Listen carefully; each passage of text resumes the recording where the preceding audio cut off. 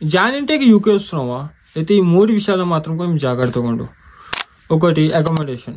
నువ్వు ఎప్పుడైనా కానీ ఇండియాలో ఉండి నీ అకామిడేషన్ ఫైనలైజ్ చేయకు. ఎందుకంటే మోస్ట్ ఆఫ్ ద కేసెస్లో వాళ్ళు ఏదైతే ఫోటోలు నీకు పంపుతారో అండ్ ఏదైతే రూమ్ కండిషన్ ఏది ఉంటుందో రెండింటికి సంబంధమే ఉండదు.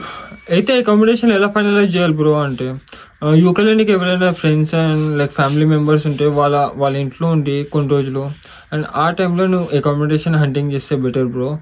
లేదు లైక్ నాకు యూకేలో ఎవరు తెలియదు అన్నప్పుడు లైక్ నీకు కొన్ని లింక్స్ ఇస్తా హోటల్వి అండ్ ఆ రూమ్స్ మాత్రం చాలా రీజనబుల్ ప్రైస్లో దొరుకుతాయి. ఆ రెండు కూడా నువ్వు అకామిడేషన్ అనేది ఫైండ్ అవుట్ చేయొచ్చు.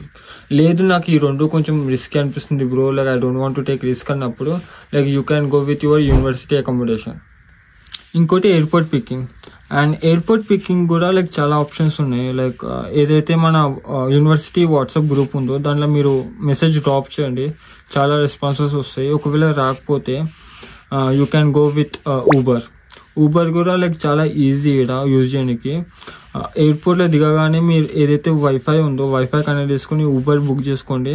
ఇంకో విషయం, ఏదైతే ఎయిర్పోర్ట్ పికప్ ఒకవేళ మీ వాళ్ళ ఫ్రెండ్ ఎవరైనా రెస్పాన్స్ అయ్యి వస్తారన్నప్పుడు ఎవరికి కూడా అడ్వాన్స్ పే చేయకండి, ఎందుకంటే ఫ్రాడ్ అయ్యే ఛాన్సెస్ ఎక్కువ ఉన్నాయి. లాస్ట్ వన్, ఇంటర్నేషనల్ లైసెన్స్ మాత్రం మర్చిపోకండి, ఎందుకంటే అది చాలా యూజ్ అవుతుంది ఈరోజు వచ్చినాక. ఎందుకు చెప్తున్నా మీకు ఈరోజు వచ్చినాక అర్థమవుతుంది. ఒకవేళ మీ ఇంటర్నేషనల్ లైసెన్స్ మాత్రం తీసుకొచ్చారనుకోండి మీకు లైక్ మీ పార్ట్ టైం జాబ్ వచ్చినట్టు ఈరోజు వచ్చినాక.